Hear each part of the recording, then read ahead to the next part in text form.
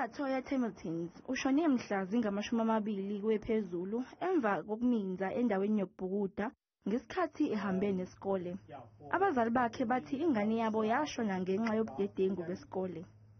uLatoya ufihlwe ngomgqibelo eMpumalanga. Namhlanje Umnyango wezemfundo eGauteng wethule abameli abazimele abazophenya ngalesi sigameko. Labameli banikwe izinsuku eziyikhombisa ukwenza lo msebenzi. The attorneys will be here working starting from today. So within the next 7 days we'll get the report, and then as we get the report we'll come back and then present it, obviously, but we'll start with the family and then we'll take it from there.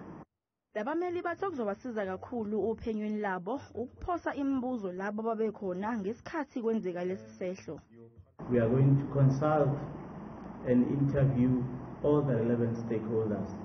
In this regard, all the learners who were involved, all the teachers, the principal, the SGB, SMT, everyone who's involved in this regard.